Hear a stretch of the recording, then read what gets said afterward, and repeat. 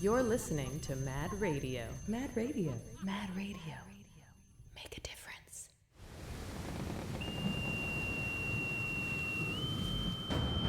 Quick, me lads! Hoist the rigging! Aye, Captain! Splice the main brace! Aye, Captain! Batten down the hatches! Aye, Captain! I'm going below deck to get the show started.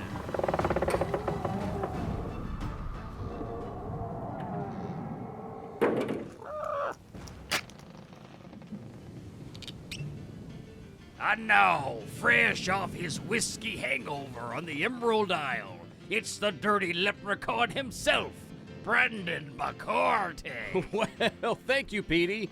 Hey, welcome in, all you scallywags, you swashbucklers, landlubbers, hornswogglers, and salty dogs, to the Peg Leg Podcast, a show where we delve into the lives of fellow pirates and learn a bit more about the unsung heroes among us all. Arr! This week, we travel to the School of Art, Performance, and Humanities to speak to an individual who, well, he's been a college professor of interdisciplinary humanities for 17 years at MJC. But guess what? He earned his bachelor's degree at Arizona State University. He completed his doctoral dissertation at the University of Chicago, where he studied the cultural consequences of dictatorships and spent 2 years in Chile on a Fulbright Hays doctoral research grant uncovering stories and cultural practices surrounding former sites of political prisoner detention and state-directed torture. We're going to have to find out a little bit more about that. He teaches as a lecturer in the CSUS Honors Program, where he's led an interdisciplinary honors seminar on cosmology, and he teaches Issues and Advocacy, which is a community-based problem solution course. Also at Faulkner University, he serves as a fellow of the Center for the Great Books and Human Flourishing, working with graduate students, teaching seminars in literary analysis, and serving on magisterial and doctoral committees. Now, let's get to his personal stuff. He lives on a small goat ranch in the Sierra Nevada foothills. When he's not involved in collegiate or family life, he has a passion for reading, writing, and community service, having started several 501c3 nonprofit organizations in Arizona, New Mexico, and California to confront social issues from homelessness to today's death of literary and creative practices. Also, he was a Peace Corps volunteer. My gosh, this guy does it all. Please welcome to the poop deck, Chad Redwing. Very good. Thank you, Brandon. I'm very glad to be here. My gosh, you have... Is there anything you haven't done? It's all across the board here. So I guess the first question would be, how did you find your way to MJC? Yeah, so thank you for that lovely introduction. I wish my family would hear this because I sure don't get treated with this deference around the house. So thank you for that very kind build-up. So yeah, after I had done my graduate work at the University of Chicago and been in Latin America for a couple of years, I felt this kind of desire to go back to the Peace Corps. And I realized I couldn't do that. I thought back and I thought, well, the Peace Corps was probably the most formative time in my life. And I think you learn most about yourself by helping others. And so as I'd finished up graduate school and began looking for colleges and universities to find a teaching job in, it was important to me to find a college where I felt like I could make a difference in the lives of students, right? That I didn't want to work at an institution where students were going to be successful, whether I was there or not, but that I wanted to feel like I worked at a place where my help, my intervention, my guidance might actually change the trajectory of someone's life. So I'd never been to the Central Valley. I'd never been to Modesto. Looked it up online, came for an interview, stayed at the Motel 6 across from the milk dairy over across from the college, and just fell in love with the place. I found students in particular hungry to learn. I remember them opening the door and being very, generous and appreciative, just as humans. But then beyond that, there was this real hunger, I think, to learn that I didn't experience at a lot of these other elite institutions, where the students felt like it was kind of an unnecessary diversion, but not really central to the development of their lives. Wow. You found all that. All in Modesto. Wow. That's right.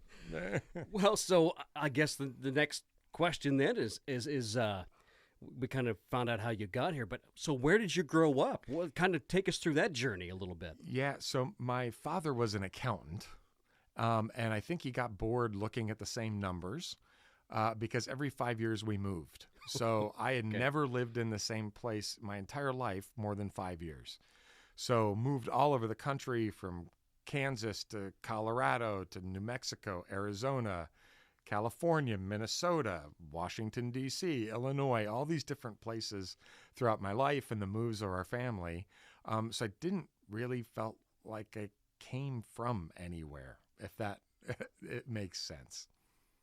So you could basically sing the old Johnny Cash song, right? I've been everywhere. Yeah, that's man. right. That's right. Walking the open road.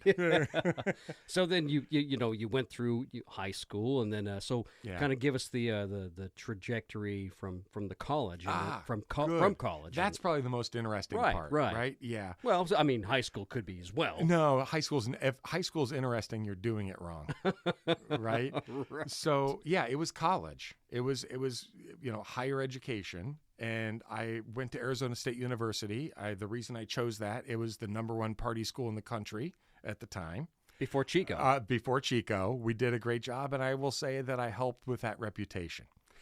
But towards the end of that, as the party ends of these undergraduate years, you realize you've got to pick something to do with your life. And so I decided to join the Peace Corps. And I spent 2 years in rural southern Chile in a couple of small communities, working with indigenous Mapuche families and with local mayors to kind of develop their community in thoughtful, authentic, sustainable ways. So, for example, we would go from a poor community that didn't even have a telephone to developing an ecotourism plan and opening up wine tasting tours. So, yeah, I was doing wine tasting tours in the Peace Corps. And then came back, and everything else felt like a letdown from that experience, right? And so the only thing I could think that would be the equivalent to that would be to not leave the country, but find a place in the country where I felt like I could make a difference. And there we go. So from Arizona, how did you end up to, Chicago, right? Yeah. So I had actually, before I graduated, been given some graduate fellowships that I put off to join the Peace Corps. And so when I came back from the Peace Corps, it was kind of a given that I was going to go to Chicago, and ultimately wrote my dissertation about the country where I was in the Peace Corps. I also got married and met my wife there. So the Peace Corps gave me lots, but it also gave me my academic career and my interest in kind of dictatorships and non-democratic forms of government, and how being authoritarian to people, about how dictating their lives to them, as opposed to giving them creativity and say in their own lives, was actually detrimental to the development of culture and people. Wow. Yeah. Wow. So how exactly did you go from Chicago then? And maybe you already talked about it. Did you look on the website and go, Yeah. boom? Yeah. I just started looking for jobs and found a few and applied to them and got called for an interview and came out and said, I like this place. I'd like to work here. And that was before you knew that George Lucas had come from Yeah, Modesto. I knew nothing. Oh. Nothing. I'd never even been to Sacramento. I just flew into Sacramento, drove down to the valley, and decided to stay. So what are some of your hobbies away from work? Yeah. So these days it feels like there is no away from work, right? But I enjoy, I think, quieter things because my life is very active. So reading, hiking up in the Sierra Nevadas. I love board games. And my I think my most recent form of entertainment is playing Xbox with my children because I've discovered it's the only time they'll talk to me. Is there a game in particular that you gravitate towards? Yeah, you don't want to know.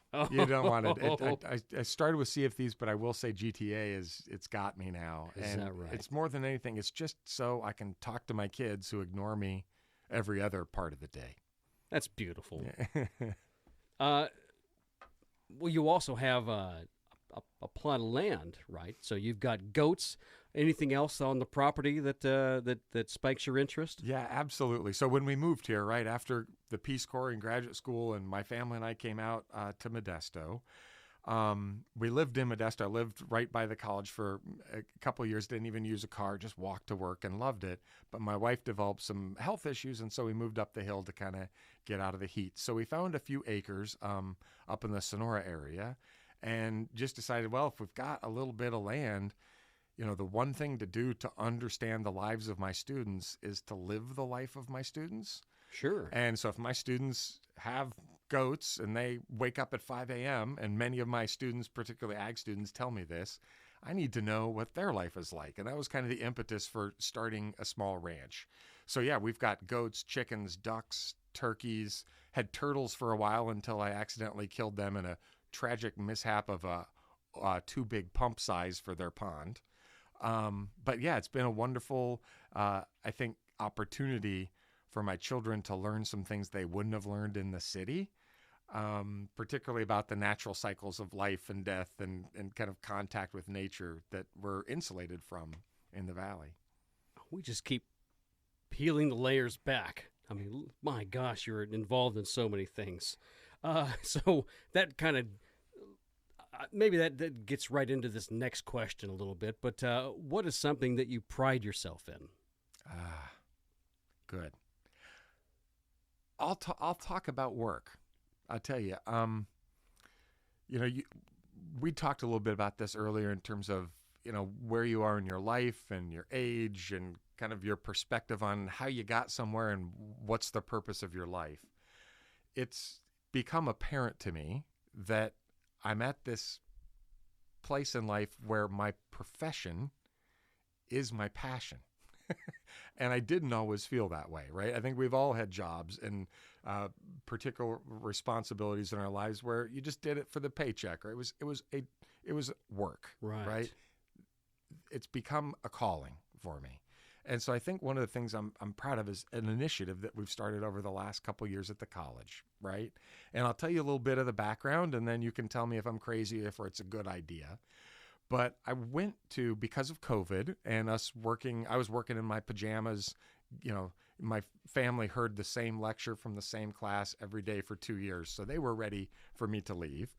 But I started to kind of grow professionally because there were barriers you have working in the Central Valley, working as a community college teacher. You don't get access to a lot of these networks that university professors do. Well, because we were all equal all of a sudden and everyone was Zooming, I started having all these bizarre Zooms with Lemelson MIT and nonprofit organizations in Orange County. I met with a group of students in Mexico this last week because all of a sudden, all these things that used to be barriers were no longer barriers, right? So one day, about a year and a half ago, middle of COVID, from one of these new partners I'd met trying to work on an initiative to support student creativity, she invited me to a pitch competition. She said, normally you can't get into this thing. It's by invitation only. It's for investors, but I'll see if I can let you in. You just have to promise to be quiet. I'm like, I can try. And so she invited me to this pitch competition in Southern California. It was virtual, and there were 12 student teams, and they each found a problem in their lives or in the lives of people they cared about, thought of a solution, and then either prototyped or proposed a solution. At the end of this 3 to 5 minute pitch, the promoters of the event gave each of the student teams $500,000 to implement their ideas. And I thought, what is it? They're giving money to students for their ideas? This is crazy. Like, they can't do this. And then they told me where they were from.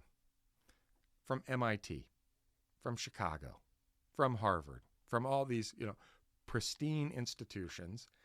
And I got kind of angry, right? And I said, why are my students not in that room? Right. And so that's what this project has been. This project has been trying to give room for community college students to be creative. And guess what I've discovered? They're better at it. They can beat all of these institutions. And we've built our own ecology on the college campus where we're promoting students' ideas. We're paying them stipends to do work outside of class. We're giving away $20,000 this November in prize money to students to fund their ideas of how to make a difference in the community. So they use the prize money to do the project they proposed. So I'm proud of that. I'm proud of the fact that at MJC, we're turning to students who actually suffer from the problems, who have like genuine understanding of them because they live them, as opposed to students who come from elite universities who are insulated from these problems and propose solutions that perhaps aren't very practical. So I'm excited that we found a way that community college students in the Central Valley not only can compete with, but have just as much opportunity and often more say than people at elite universities. I think that's a big thing for our students. I don't think that you can get any more creative than that. That's crazy. So what motivates you?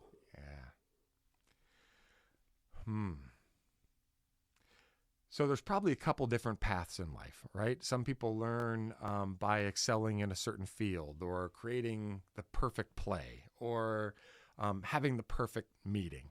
I found that I learned the most about myself by serving others, by doing what's in the common interest as opposed to my own self-interest. And it makes you more fully a person, right? Like you feel like the purpose of your everyday is larger than your own immediate survival. And that motivates me every day. So what do you like about the MJC community as a whole? I mentioned earlier this hunger, right? This hunger, this deeper understanding of life and its issues and how you confront them, right, that I think community college students have. But more than that, it's a place where you have the leeway, right, to do new, innovative, experimental things because there's so much work to be done, right? There's so few people to do so much important work that you're given a lot of opportunity to go in new directions and try new things. And a lot of, stodgy old universities with 400 years of tradition and it's been done this way, they don't have that innovative spirit. Well, you better listen up, MJC community. Sounds like we've got some work to do. Where are some of your favorite places to eat? If we can turn the conversation a little bit. Interesting. Good. Yeah. From hunger to hunger. That's right. Yeah. Good. So this may sound a little trite, but home. I like to eat at home. Since I was a little child, didn't like eating out, got very anxious, wouldn't eat a whole lot. And then I remember my dad driving me through McDonald's. So I just wasn't very into eating out. And then I met my wife, she's Chilean, and she makes all these amazing foods from all over the world that just show up on my table every day. So I don't need to go anywhere because I get international cuisine at home every day. What are some of the dishes that you enjoy? Yeah, feijoada. Feijoada is a Brazilian. It actually is an African plate that most of the African slaves who were forcibly brought over to Brazil, they would either on the ship or once they got there, would take all the leftover parts of an animal that the upper class eaters wouldn't use, and they put it all in a pot with some black beans and some pork and any leftover meat and just stew that thing for a day or two. You put that over some jasmine rice and you've got a meal. Okay. Well, I'm going to come up there because that sounds Anytime. sounds amazing. There's one thing we don't eat, and that is goat. Okay. No, because they're providing the... They have names. Yeah. So, if you will, tell us a funny story or experience that you've had either professionally or personally. Oh my. I'll tell you a funny scenario, and then I think it'll tell you about my ability to take risks in life, right?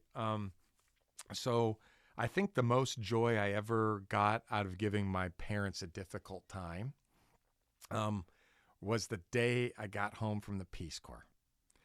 While I'd been gone for 2 years, I'd gotten married. My wife was with me. She did not speak any English, and I did not have a job. I thought it was hilarious to tell my parents on the tarmac, I'm home, Mom. I'm home, Dad. This is my wife. I don't have a job. We need to live with you for a year. Ooh. Now you know the other reason I moved to Modesto. I think my parents wanted me out of the house. Wow. I'm sure that was a complete shocker. Yeah, after 2 years. I thought it was funny. I'm sure that they They did not. Did not feel the same way. They did not, but they've grown to appreciate it. That's awesome. Who would you say has been your biggest influence, either, again, personally or professionally? Greatest influence. This is going to seem a little obscure. Herman Melville, author of Moby Dick. Okay. Okay. I'm a creative type. I enjoy reading, as I suggested, and writing, and I love literature. I teach in a graduate school in literature, as well as my full-time work at MJC. But he was an author that no one knew his entire career. He kept this magnus opus, Moby Dick, which I would argue is probably the best American novel ever written, that nobody reads, right? He lived with a life of being unknown and unappreciated his entire life.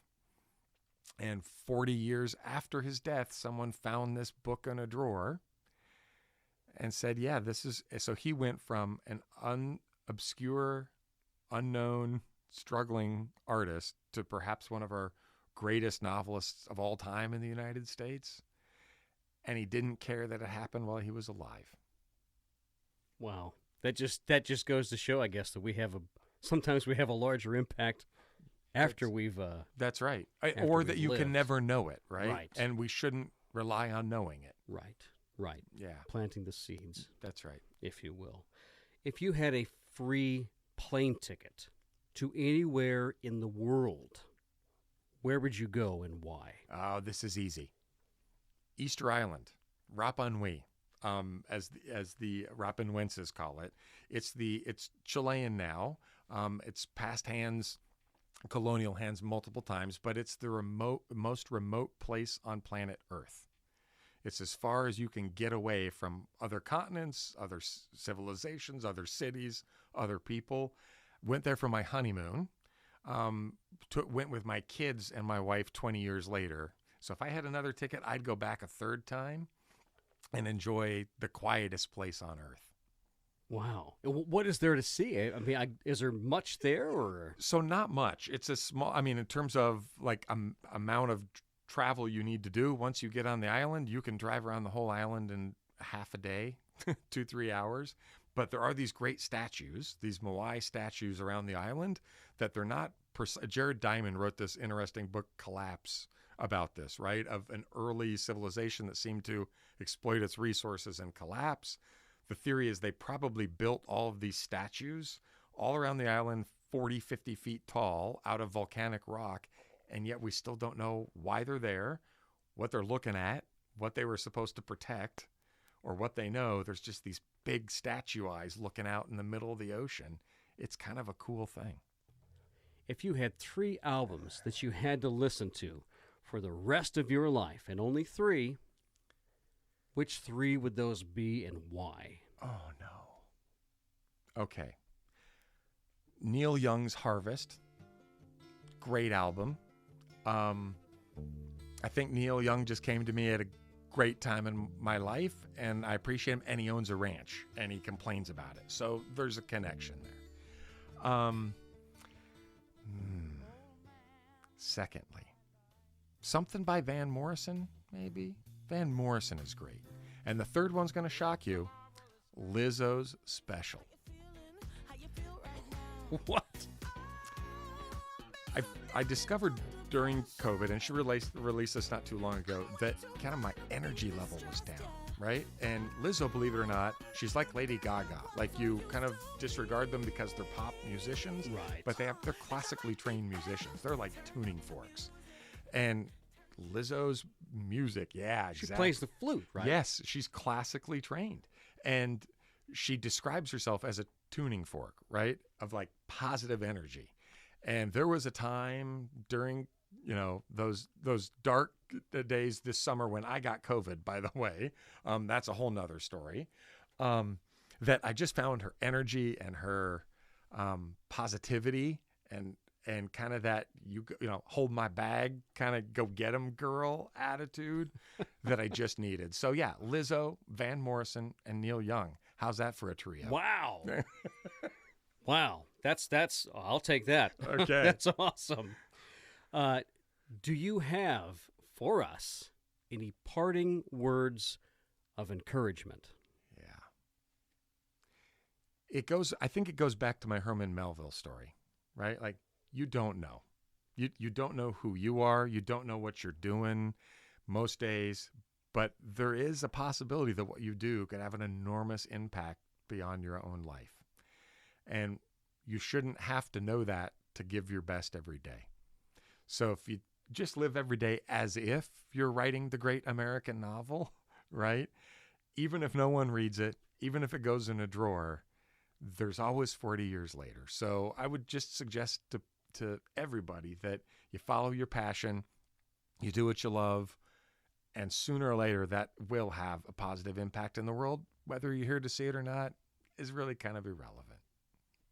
That's powerful. Chad, thank you so much for being on the podcast and for giving us the insight and your positivity. Yeah. Well, and thank you for the time with the Peg Leg podcast and with you. It's been great, and I just wish you great luck in your continued journey telling the stories of people. Well, the winds are picking up and the barnacles are collecting on the bow. Time for us to set sail, me hearties. This episode was brought to you by Sherlock and Watson Incorporated. Produced by Numero Uno. Edited by Patchy Sir Poops-a-Lot the Parrot. And music by the Dungeons and Dragons Drum Circle. Hey you, yes you, the one listening right now. Have you been on the show yet? No? Well, you need to email peglegpodcast@gmail.com and we would love to hear your story. And as always, remember, keep your booty close and your sword sharp, lest you find yourself swabbing the deck on the bottom of Davy Jones's locker. Until we meet again.